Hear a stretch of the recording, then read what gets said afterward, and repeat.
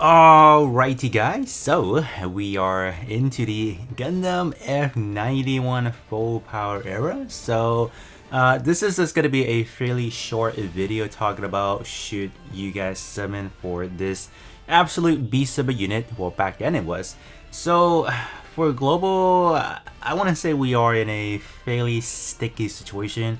So if you guys are asking like, wow, do I go for this unit? Because like a lot of people have been talking about for like a very long time.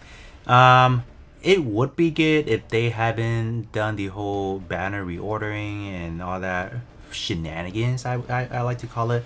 Yeah, I would say this you would be a fairly just hands down no questions asked. Go for a copy of it and get out. That's kind of how I'm looking at it.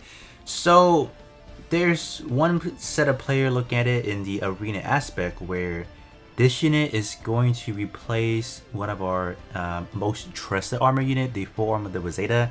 So that is getting replaced by this unit because this unit in general kind of acts as a armor unit. It has the element of it being able to pull aggro, and it has absolute evasion.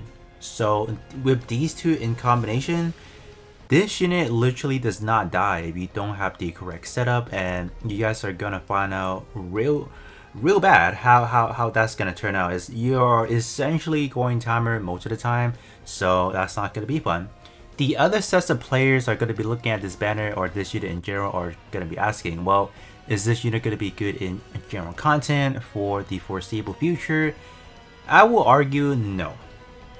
How they have structured the banner release for like in coming up to the F91, it completely scrutinized how good this or how impactful this unit would be.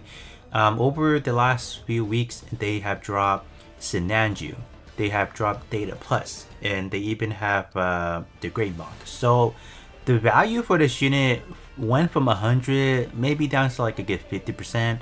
So if you guys are asking me as an overall, would it still be a valued option to go for it? I would say yes, if you guys are looking for at least a decent option in arena. But for the general content wise, no, we already gotten like the better units in Anju. Yeah, so really unfortunate the release schedule for F91. They just screwed the heck out of this guy.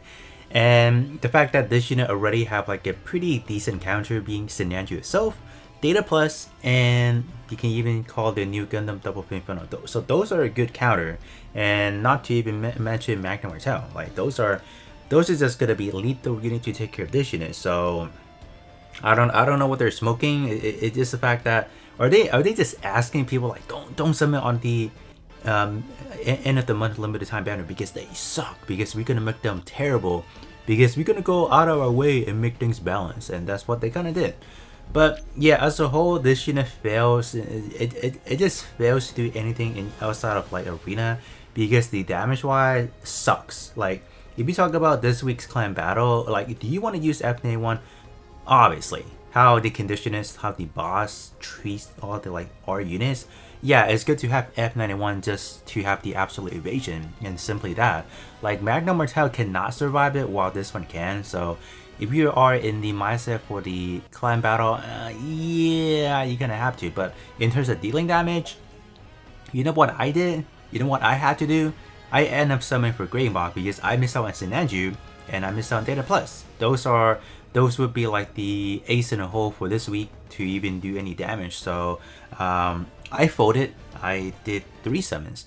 1 multi for Great Mock, which I happened to get, and then 2 extra multi to get Shara, because I mean I don't have any other options. If I had the Data Plus pilot, you know, we would have been alright, but I don't. So yeah, that's kind of how things kind of turn around. So yeah, F91 does not do a shred of damage when we have like just outright better damage dealer. Even like the perfectibility NTD, which you know is better damage output wise, like it's way in advance, right? So yeah, there's just not a whole lot of redeeming factor besides like the first 2 abilities. This unit is cool in a way. It does have 2 levels of defense.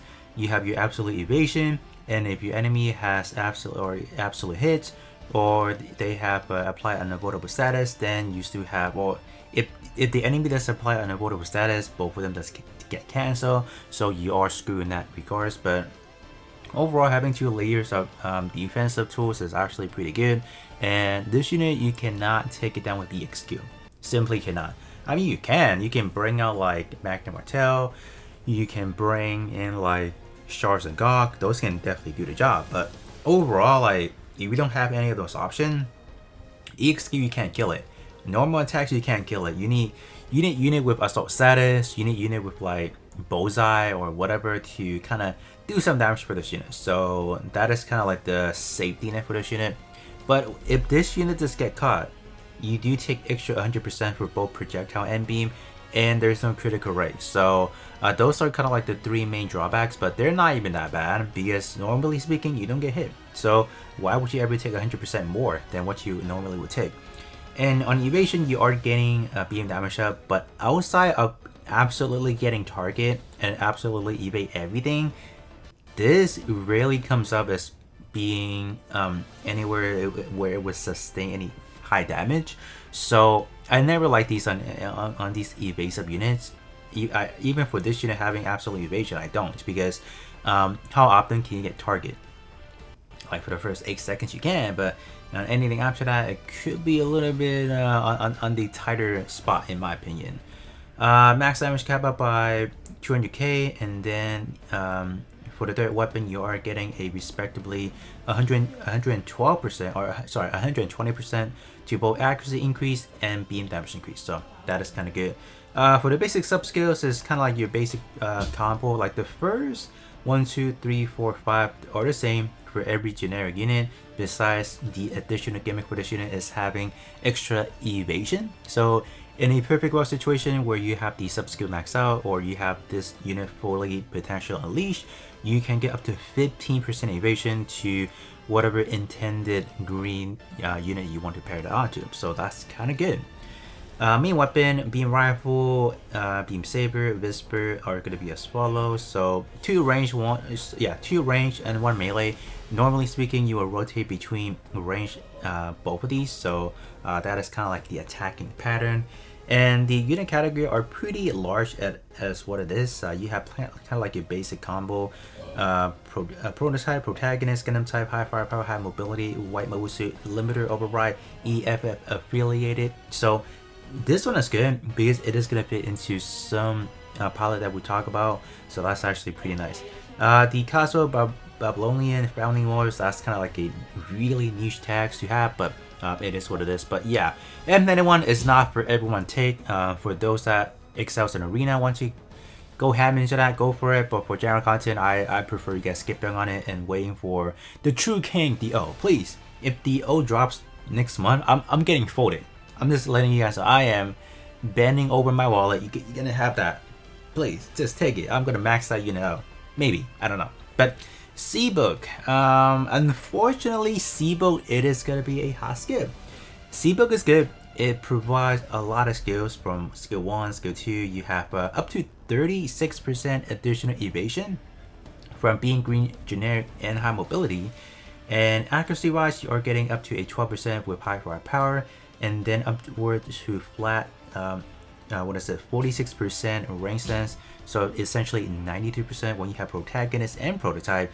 And the biggest thing is this one right here. So range sense up by 60%, stacking up to 5 times when you have Cosmo Babylonian Founding Wars. So this one seems pretty, wow, that's amazing. Like 300% just like that. But wait, we actually have pilots that can actually do better than what Seabook's doing. So I'm just gonna take a quick look at my roster to kind of show you guys like the different options, because those options are being recommended as well because I don't have Seabook. So let me quickly show you guys what are kind of like the better options in a way. So when we click on F91, Optimus Scirocco would be a decent pilot in a sense, but they're not really recommending it because there's only 2 instances where it's kind of getting fulfilled, the green on both of them. So for Optimus Scirocco, we are getting upward of 369%. The new time machine and the rappel unit, you cannot activate them, so unfortunately increasing the reaction is not something the F91 can take advantage of, which actually sucks because it lowers the chance of actually evading or guarding. Very unfortunate. But the next biggest best option would be Ko Uragi over here, which upward of 3, or what is it, 83 times 5. So I think that's upward like more than 400%. That is really good. And you're also getting, wow, is that reaction? Look at that, check that out. So yeah, so Ko is actually the best, the one you want to use. And the next one we do have Koi. So she's also pretty well because she actually gives you upward to 28%. So this is actually quote unquote in line of what Seabook is actually offering, and the fact that you still have this. So this actually alleviates any of those flat stacks, and you just have straight up like 400% plus that stack. So that is actually really nice. And for Armo, I don't think Armo is the best option because there's just not a lot of things that will kind of fulfill in a way. I mean, it's good. I think overall for Seabook, or not Seabook, sorry, for F91, I think this is also a great option. But the fact that you do have to wait 5 seconds and you can only fully stack it up after like 25 seconds, which may not be the best things possible. But in terms of everything else, if you can finish your arena match in like a minute, then I feel like Armo could be a good option overall. But you don't really need melee. Like all you really need is just the EFF affiliated and the generic tag, and that's kind of it. But yeah, Armo could be a very decent option as well. So these are the 4 actually, and that's why you don't actually need Seabook, because we just have much more better conditions and there's more flexible option. So there you guys go. So F91 is busted in some regards, but overall for the long term for this game, given how they're handling a lot of these things, I am not recommending it. Simply the fact that it's gonna get phased out. So for my arena players, especially the one that has been struggling, unfortunately, yes, you guys are going to be struggling for much more longer, but when the O comes out, things are going to change. Would it be much more better, like, would the O just literally carry your arena team? I'm not going to say that because you still have to counter whatever the enemy is offering or what they have on the table, but having the O is literally a lifesaver in general content, in arena, or just any content in general. So whenever the O comes out, oh man, everyone better summon for that unit. Like they better do, because if you guys don't, then I would say just quit. If I didn't summon for the O, I would literally cry. Like for my JV account, I would just be like, I'm not playing because I can't do anything, you know. So yeah, I hope that the O comes out soon so we can just have everyone kind of like at the same playing field in a way, and that would just be the best. But other than that, that's gonna be pretty much it for me, and I will be catching you guys all on the next one.